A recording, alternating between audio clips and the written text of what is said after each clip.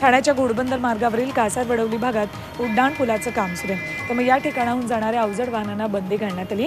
पुलाच्या कामामुळे मार्गिका अरुंद झाली, त्यामुळे या ठिकाणी वाहतूक कोंडी निर्माण होऊ शकते। हे लक्षात घेता वाहतूक पोलिसांनी अति अवजड वाहनांना बंदी घातली। नवी मुंबईत सिंगल यूज प्लास्टिकवर कारवाई करण्यात आली आहे। गेल्या आठवड्यात सर्व विभागीय कार्यालयात ठिकठिकाणी तपासणी करण्यात आली। यात 28 किलो सिंगल यूज प्लास्टिक जप्त करण्यात आले, तर यातून 90,000चा दंड वसूल केलाय। यावर्षी भारत यांनी 16 लाखाहून अधिक इलेक्ट्रिक वाहन खरेदी केली आहेत। इलेक्ट्रिक वाहन उद्योगानं मार्चमध्ये 1,97,000हून जास्त ईव्ही विक्रीचा नवा विक्रम केलाय। सरकारच्या वाहन वेबसाईटवर ही माहिती जाहीर करण्यात आली।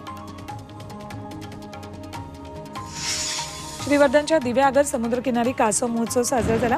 या ठिकाणी कासव संवर्धन मोहिमेअंतर्गत कासवांची 400 पिल्ल समुद्रात। अमृत नोनी आर्थो प्लस ये एक प्रूवन फॉर्मूला है। इसमें मौजूद नोनी फल के गुण और आयुर्वेदिक जड़ी बूटियां शरीर को जरूरी पोषक तत्व देने के साथ साथ हड्डियों और जोड़ों के घिसने, उनमें होने वाले सूजन और दर्द को रोकने में मदद करता है। दर्द मुक्त जीवन के लिए अमृत नोनी आर्थो प्लस सोडण्यात आली। वन विभाग कर्मचाऱ्यांच्या देखरेखीखाली ही मोहीम पार पडली।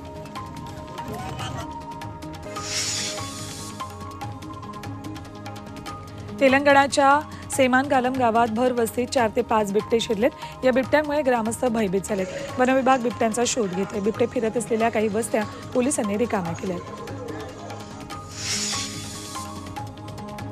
पिंपरी चिंचवड जवळ मानमारुंजी रस्त्यावर पुलाच्या कामादरम्यान रणगाड्याचे बॉम्बशेल आढळलेत।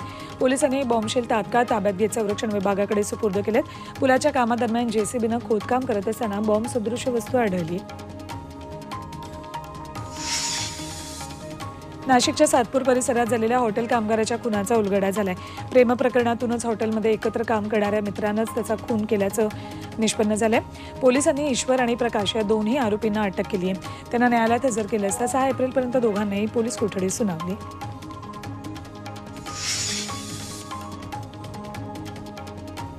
तैवाननंतर जपानही भूकंपाच्या जोरदार धक्क्यांमुळे हादरलेत। जपानमधील होन्शू बेटाच्या पूर्व किनाऱ्यावर भूकंपाचे धक्के जाणवलेत। भूकंपाची तीव्रता 6.3 रिश्टर स्केल एवढी आहे। या भूकंपानंतर जपानच्या किनारपट्टी भागात त्सुनामीचा इशारा देण्यात आला। तैवानमधील भूकंपात 1000हून अधिक नागरिक जखमी झालेत, तर 9 जणांचा मृत्यू झाल्याची माहिती आहे। काल सकाळी तैवानमध्ये 7.5 रिश्टर स्केल तीव्रतेचा भूकंप झाला। यात अनेक इमारतींचं मोठं नुकसान झालंय। गेल्या 25 वर्षातला हा सगळ्यात मोठा भूकंप ठरलाय। या भूकंपामध्ये 48 नागरिक बेपत्ता झालेत। कर्नाटकच्या विजापूरमध्ये 1.5 वर्षाचा मुलगा बोरवेलमध्ये पडलाय। लचाल गावात ही घटना घडली। खेळता खेळता मुलगा बोरवेलमध्ये पडला। घटनेची माहिती मिळताच रेस्क्यू टीम घटनास्थळी दाखल झाली असून मुलाला बाहेर काढण्याचं काम सुरू आहे।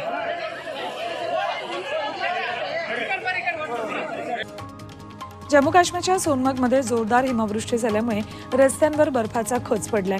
डोमजाल रेलपथरी बालटाल रस्ता बंद पडलाय। या रस्त्यावरचा बर्फ हटवण्याचं काम सुरू आहे। तामिळनाडूमध्ये पोक्कली अम्मन मंदिरात भाविकांनी मोठी गर्दी केली आहे। मंदिरात बंधाम कार्यक्रमाचं आयोजन केलं होतं। यावेळी हजारो भाविक हातात पेटती मशाल घेत मंदिर परिसरात दाखल झाले।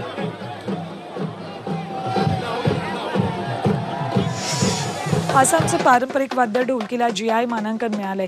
आसामच्या शिवसागरमध्ये ढोलकी तयार होते। या ढोलकींना जगभरातून मागणी असते। त्यातच आता GI मानांकन मिळाल्यामुळे शिवसागरच्या शिरपेचात मानाचा तुरा खोवला गेला।